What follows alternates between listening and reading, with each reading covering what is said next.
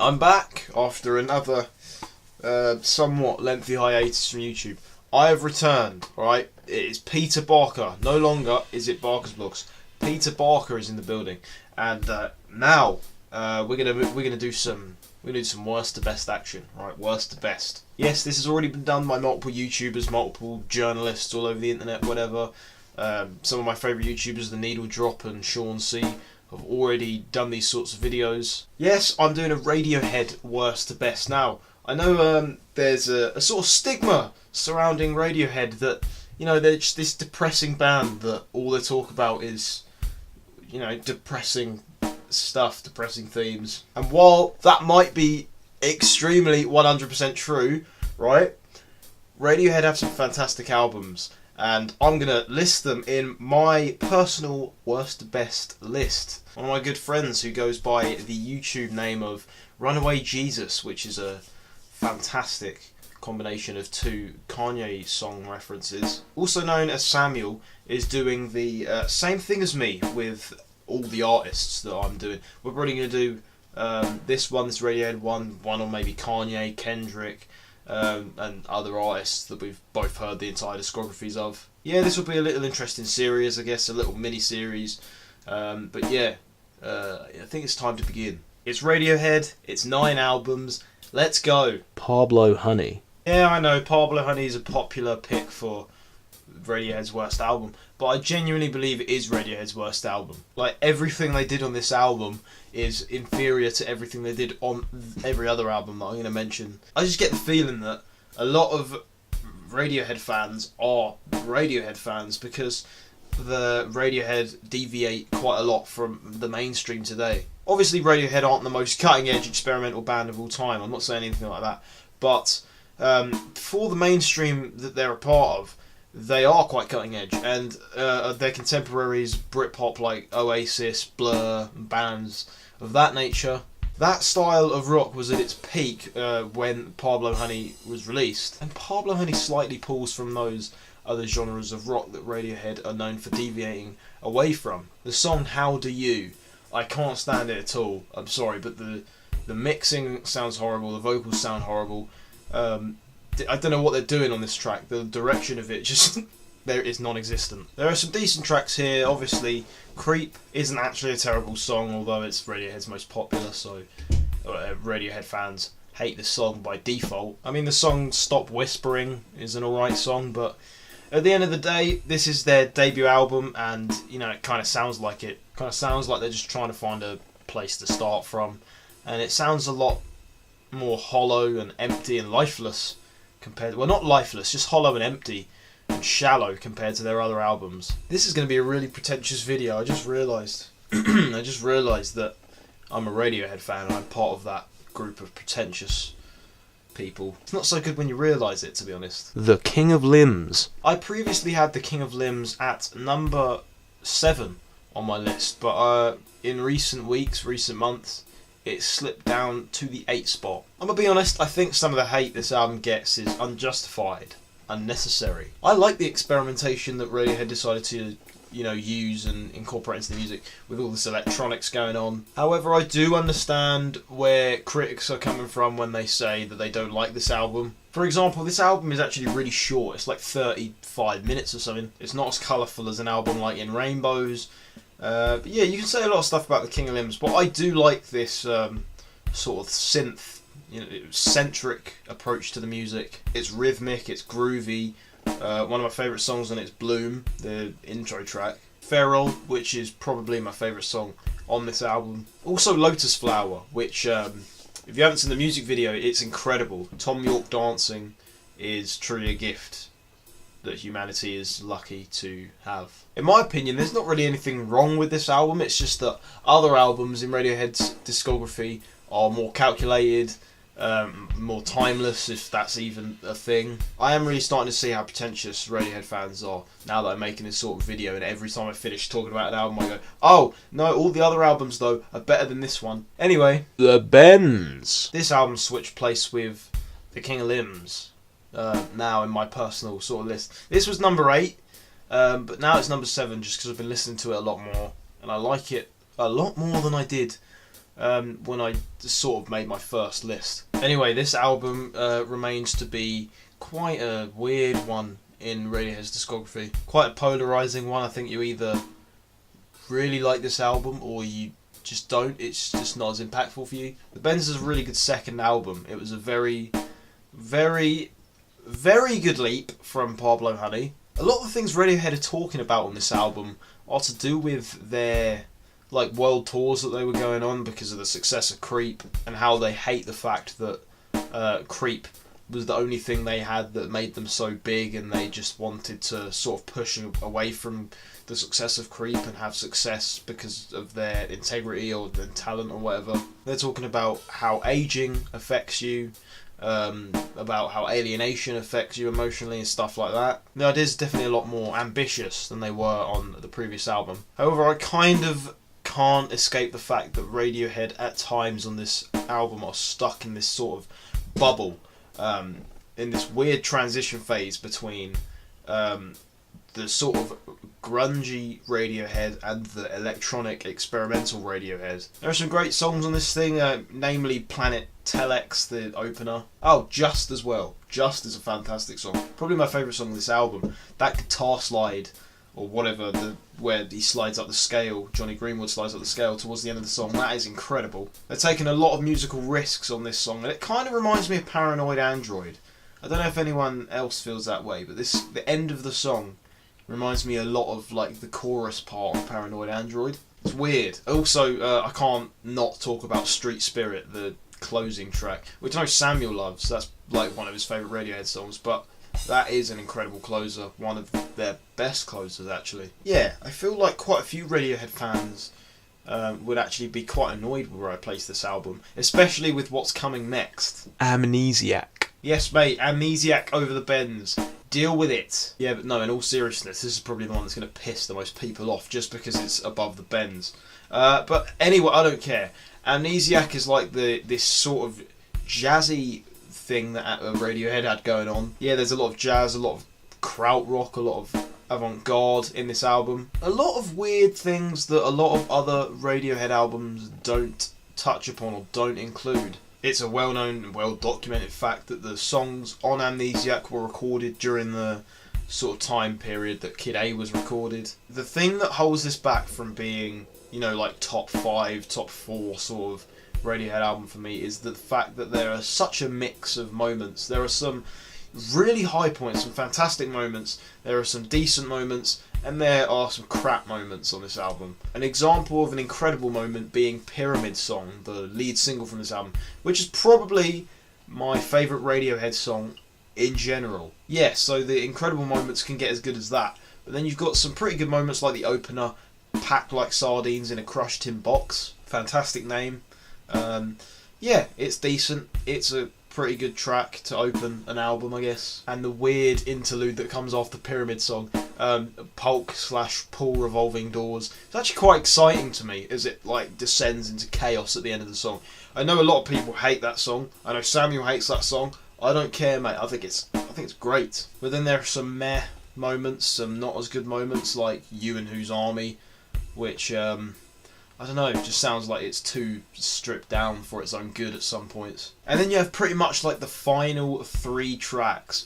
I can't remember what they're called. One of them's Hunting Bears, which just sucks. It doesn't suck, it's nothing special, it's just strange. Oh, it's Life in a Glass House and Like Spinning Plates. Both of those songs are just Radiohead are trying to do something really jazzy, really, oh look at me, and it didn't really pull off. I still think there are enough moments on this album to warrant its place on this list though. Anyway, moving on to number 5, we've got Hail to the Thief. Yes, at number 5 I have Hail to the Thief. In this stage of Radiohead's career, they were just coming off that incredible run of the late 90s, early 2000s, in which they had OK Computer, Kid A, the Bends, Amnesiac. Everything was going well for Radiohead at this point.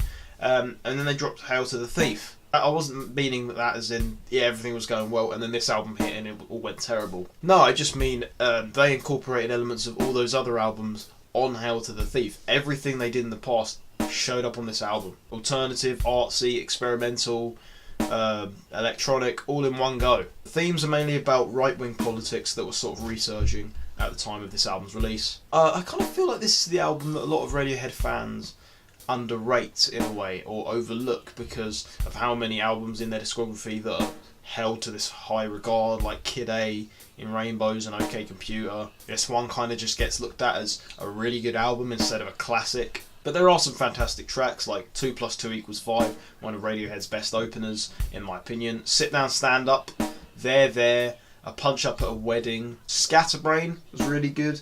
I'm trying to think of other ones. A Wolf at the Door. I don't know if I've said A Wolf at the Door, but that's all I can think of right now. Yeah, that's about it. A Moon-Shaped Pool. Yes, A Moonshape Pool, Radiohead's most recent album actually, came out in 2016. This is easily Radiohead's most low-key album. The 3 albums I'm going to mention after this are often the ones that are regarded as classics, and yeah, this album doesn't feel like one of those ones. I think it definitely belongs in the conversation, but the other albums typically seem to like fluctuate in terms of emotion and tempo and stuff like that. This one is kind of steady the whole way through. A Moonshape Pool has a lot of brilliant moments which are not overstated. They're like very subtle moments. The opener, Burn the Witch, is probably the loudest this album gets, and then after that it's just quiet beauty, basically. In my opinion, every track on here is great, but if I had to pick my favourite ones, I'd probably pick Burn the Witch, Daydreaming, Deck's Dark, Present Tense, and probably Full Stop. OK Computer. Yeah! OK Computer. Usually regarded as Radiohead's best album. It's my number 3 album. But, let me preface this by saying I absolutely love OK Computer. This album is incredible. Apparently this album is regarded as one of the greatest of all time, which, you know, I can get down with, but then again I haven't listened to that many albums to really know if this is one of the greatest of all time. OK Computer arrived in a time where Britpop was huge. Oasis and Blur and bands like that were dominating the music scene. And not to say those bands were bad, even though I haven't really listened to them, but this just kind of was different from that. Obviously there were a lot of bands in the 90s that weren't getting the attention that Radiohead were getting, who were doing more cutting edge music than they were, but nevertheless this is quite a cutting edge album for the mainstream it was in. This album's like the mix of the art rock and the alt rock that they were sort of experimenting with on previous albums, and it's the culmination of all of that into a masterpiece, I'm going to say. It is a masterpiece. This album was released in 1997 and seemed to have really good insight on what 21st century life was going to be like. But yeah, this album is fantastic. There are so many good tracks on this album. If you're asking me to pick certain ones, I mean, where do I start? Airbag, one of Radiohead's best openers. Paranoid Android is one of their most popular songs, and one of their best songs at that. Exit Music as well, one of my favourite Radiohead songs. Absolutely incredible sort of musical climax at the end of the song. Karma Police, also one of their most popular songs, but also one of their best. No Surprises, again one of the most popular songs, one of their best. The Tourist as well, Radiohead's best closing track in my opinion. Probably in my top 5, if not top 3 Radiohead tracks of all time. Yeah, I think this album deserves its title as a classic. It is incredible, but just the other 2 albums just do something for me that album doesn't. Take that in what way you want to take it. In Rainbows. Okay, so In Rainbows. This album is amazing. Yes, Radiohead were coming off Amnesiac and Hail to the Thief when they dropped In Rainbows in 2007. 2 of Radiohead's more, unique albums in their discography. This is kind of their return to the sort of style of music they were doing on OK Computer, although this album is very much different from OK Computer. If I have to pick a couple words to describe this album, I'd probably say something along the lines of colourful, visceral, whatever that word means, exciting. From the groovy opening track 15 Step to the very, very sad, and I will admit, depressing outro track Videotape. There is no filler. No filler on this album. 10 tracks, and they're all necessary. All of them are necessary. There's nothing that you could take out and it would make it sound better. Just as soon as this album starts, Radiohead is just really focused, and they don't let up on that for the entire album. This album is actually incredible. It's really creative, really fun. Just listen to it. I've been repeating myself for the whole time I've been talking about this album. Just listen to the album, okay? Okay, I'm really just rushing through this because I want to talk about my number one album. But if you haven't guessed already, my number one album is... Kid A. Yeah, Kid A. Number one Radiohead album. It is usually between OK Computer, In Rainbows and Kid A for what people think is Radiohead's best album. Although there are some weird people who think something like Amnesiac or Pablo Honey is their best album. Obviously these people aren't really weird, it's an opinion, but I was kind of just trying to make a joke for the purpose of the video. Anyway, Kid A is where Radiohead decided, you know what, screw this. We're just going complete experimental. We don't want to be a one-hit wonder. We don't want to be a one-trick pony. They don't want to rely on the success of Creep. They don't want to rely on the success of OK Computer.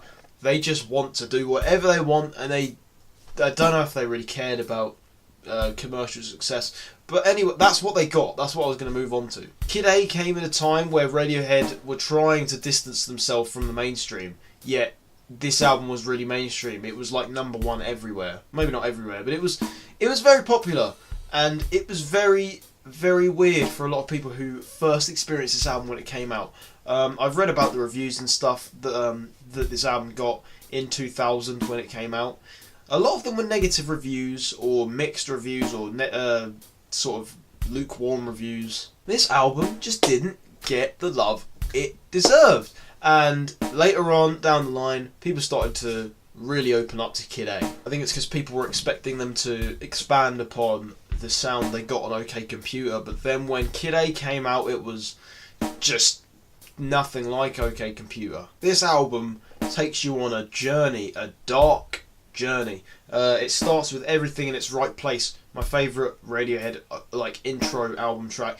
It's really something. You have like Tom York's robotic vocals all over this track, and then you've got the title track Kid A, which is kind of a classic at this point. That leads straight into the national anthem, which is this jazzy overload of random stuff, which sounds very pompous, very pretentious at first, and I'll admit it kind of is. I'll admit this is quite pretentious. It probably hasn't grown on a lot of people that are Radiohead fans. It's just a lot of noise a lot of musical noise towards the end of the track, just a lot of trumpets, a lot of horns randomly blaring in and out of the track. I think you either love this track or you just really don't. I'm going to be honest, I thought this was weird and I didn't really like it on the first listen, but with multiple listens of Kid A, this track really grew on me. How to Disappear Completely is a very moving, very touching, very sad moment on the album, which I feel like you can say that about every single track Radiohead have ever released on an LP. Optimistic is probably the closest Radiohead get to their earlier sound on the Bends and OK Computer, and even this is really nothing like that. That's also one of my favourite Radiohead songs as well. In Limbo, another very pretentious Radiohead song that is still really good. Idiotech as well, which is one of the more ambitious tracks on this album because it features quite a lot of looping. It's got this like repetitive driving rhythm. A lot of people say this album sort of changed music, especially the way Radiohead marketed this album with no singles, no promotional singles at all. They didn't release any songs as singles from this album. And the main way they promoted this is basically with short blips, I think they're called, or just like little video clips with parts of the album playing in the background. It's a very odd promotional style for its time, but apparently it worked because this album's very successful. Yep, that is my personal Radiohead worst to best list. Obviously a lot of people are going to disagree with me, but that's because, you know, it's a subjective topic and that's, you know, how it works. People are going to disagree with you. But if you're a Radiohead fan, tell me how you feel about my list. Tell me if you think I'm right, you agree with me, or if you think I'm completely wrong, an idiot who knows nothing about music and is an uncultured, uneducated swine. I was going to bed about an hour ago, and instead I'm sitting here in front of this camera with this light shining in my face.